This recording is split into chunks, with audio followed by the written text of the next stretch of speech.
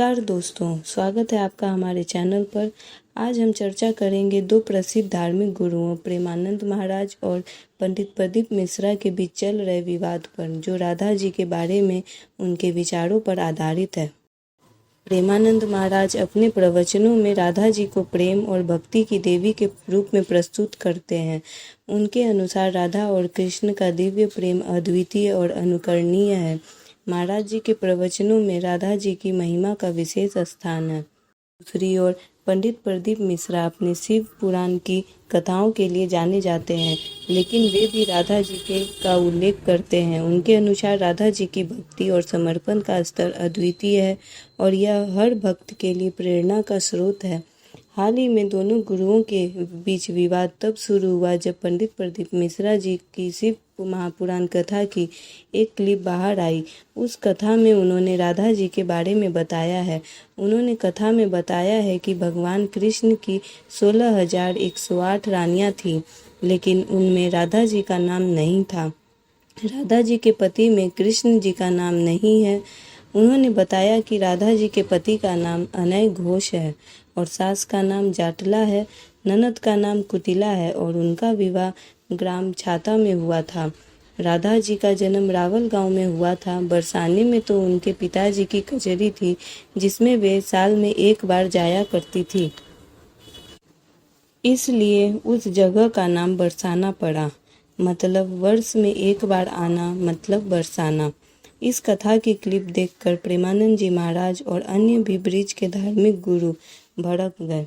उन्होंने अपने चैनल भक्ति मार्ग में पंडित प्रदीप मिश्रा जी द्वारा बताए गए राधा जी के विषय में बात सुनकर इस विषय में एक वीडियो शेयर करते हुए नजर आए, जिसमें उन्होंने बोला पंडित प्रदीप मिश्रा को बहुत ही खरी खोटी सुनाई है।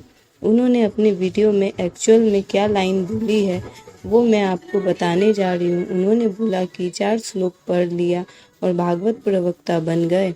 तुम किस राधा की बात कर रहे हो? अभी राधा को जानते ही नहीं हो।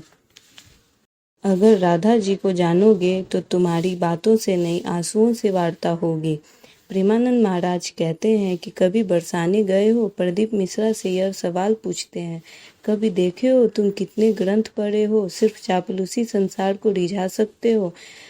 प्रेमानंद महाराज कहते हैं कि प्रदीप मिश्रा जी को श्री जी के बारे में ऐसा मत बोलो, उनकी शक्ति तुम नहीं जानते हो। गुस्से में प्रेमानंद महाराज कहते हैं, तुम देख लेना, किसी काम के नहीं रह पाओगे। यह श्राप नहीं, परिणाम बोल रहा हूँ, वरना बरसाने आकर माफ़ी मांगो श्री जी से।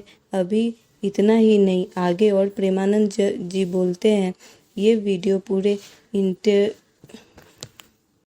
पूरे इंटरनेट पर उपलब्ध है, उनके ऑफिशियल चैनल पर भी उपलब्ध है। वो कहते हैं कि काल राधा जी काल है, मतलब उन्होंने भगवान शंकर से तुलना की है। श्री जी के बारे में ऐसी टिप्पणी बर्दाश्त नहीं की जाएगी। ऐसे लोगों की बातें सुनकर, कथा सुनकर पूरख तक नरक में जाएंगे। मतलब जो लोग प्रदीप मिश्रा जी की कथा सुनते हैं, उनके अनुसार, प्रदीप मिश्रा जी के अनुसार हमारे पूरक तर जाएंगे। हमारे घर में जो अनिष्ट है वो दूर हो जाएगा, चीज़ें अच्छी हो जाएंगी। लेकिन ऐसे कथावाचक की बातें अगर प्रेमानंद के अनुसार अगर प्रदीप मिश्रा की बातें सुनेंगे तो उनके पूरक तरेंगे नहीं, बल्कि नरक में जाएंगे, ऐसा वो कह रहे हैं। प्रेमानंद जी कहते हैं कि वेद कहता है कि राधा जी और कृष्ण जी अलग नहीं है। वो हद पार करके बोल रहा है, तुझे नरक से कोई नहीं बचा सकता। 4 लोग को रिझा के भागवत आचार्य बन गया। तू प्रभु के प्रति बोल रहा है, तू बोल रहा है कि द्वारकाधीश के प्रति तुझे शर्म आनी चाहिए, जिसका यश गान करके जीता है, जिसका यश करके खाता है, जिसका यश करके तुझे नमस्कार और प्रणाम मिलता है, उसकी मर्यादा तू नहीं जानता। आप जिसके नाम से खाते हैं, जीते हैं, आप उसकी निंदा नहीं कर सकते हैं। उसके आगे प्रेमानंद जी ने कहा है कि किस बात का प्रवचन करता है, तुझे ब्रह्म का तत्व का बोध ही नहीं है। श्री जी को तू जान जाएगा तो ब्रह्म और शंकर के ध्यान में भी नहीं आने वाली है। वो हमारी लाडली है। मतलब राधा जी को श्री जी कहते हैं और वो कहते हैं कि शंकर के ध्यान में और ब्रह्म के ध्यान में भी राधा जी नहीं आती है, श्री जी नहीं आती है, तो तुम्हें कितना मालूम है। ये ऐसा प्रेमानंद जी महाराज कहते हैं। रही बात श्री जी को बरसाने की है या नहीं, तुमने कितना ग्रंथ का अध्ययन किया है। प्रेमानंद जी महाराज प्रदीप मिश्रा से पूछते हैं, तुम कितने ग्रंथ का अध्ययन किए हो। अभी तो रस ग्रंथों में तुम्हारा प्रवेश भी नहीं हुआ है। 4 श्लोक पढ़ लिए भागवत प्रवक्ता बन गए। तुम्हें हम कहीं का नहीं छोड़ेंगे। प्रेमानंद महाराज ऐसा कहते हैं। प्रेमानंद महाराज इतना गुस्से में थे कि उन्होंने कहा दिया कि हमें गाली दे दो तो चलेगा, लेकिन हमारे इष्ट को, हमारे गुरु को, हमारे धर्म के खिलाफ बोलोगे तो हम उनका अपमान बर्दाश्त नहीं करेंगे।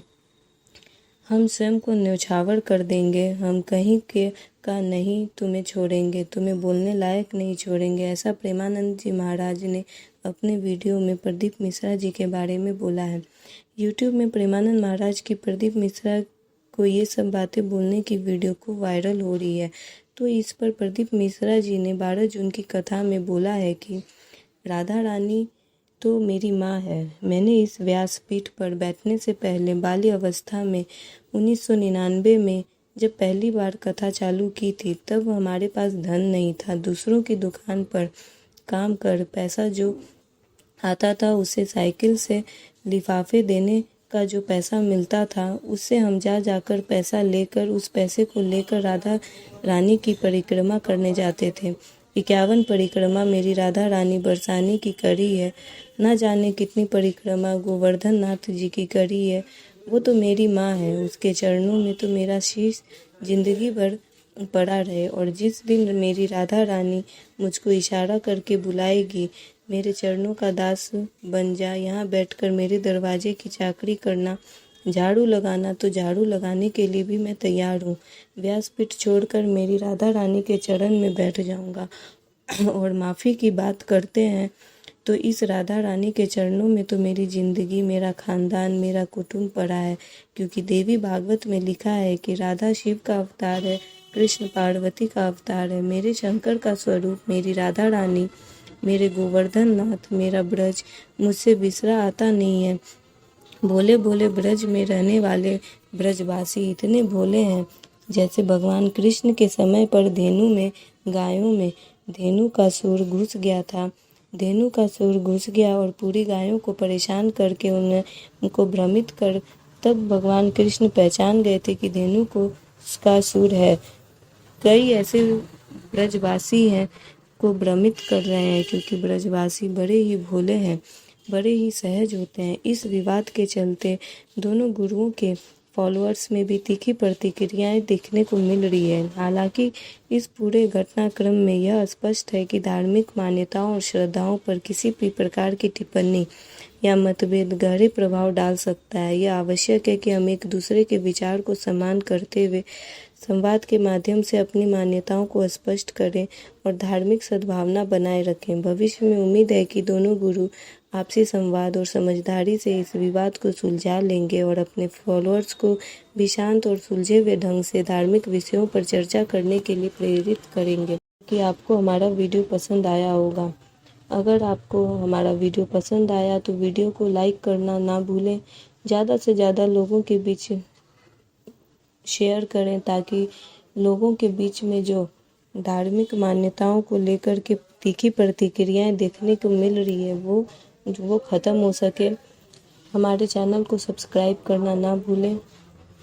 इसी के साथ हमारा वीडियो ख़त्म होता है। अंत तक देखने के लिए बहुत बहुत धन्यवाद। जय श्री राम।